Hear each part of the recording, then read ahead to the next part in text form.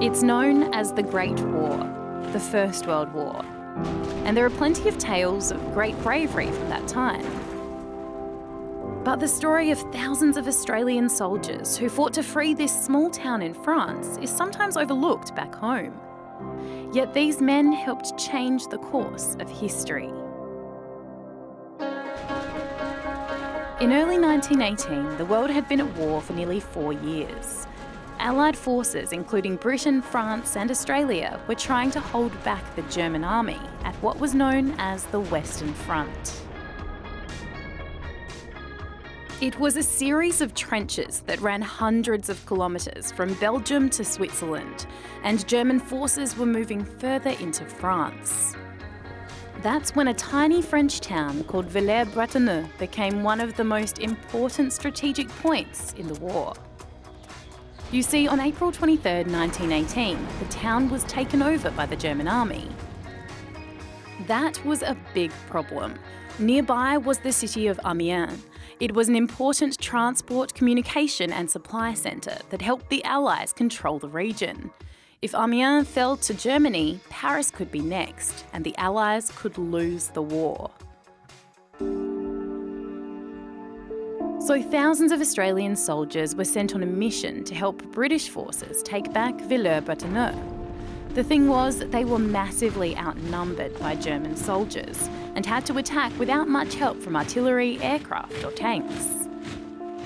Nonetheless, on the eve of Anzac Day, April 24th, 1918, cloaked in the darkness of night, the Australian soldiers approached the town from 2 different directions and surprised the German forces.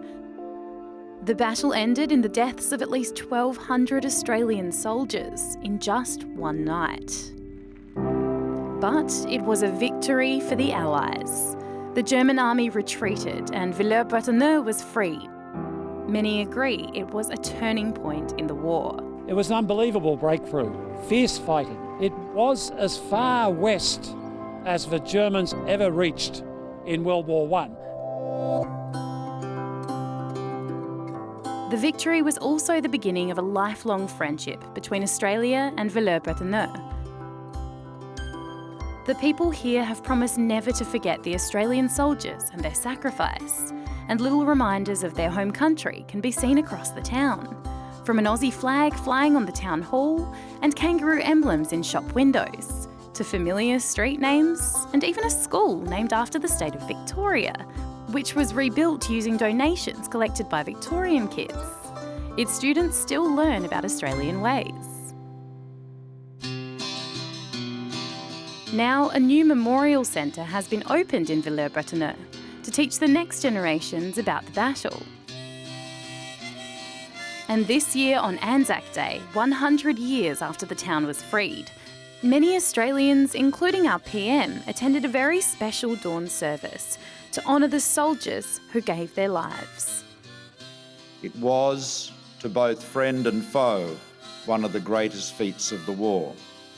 And we meet here 100 years later on land long healed to remember them, lest we forget.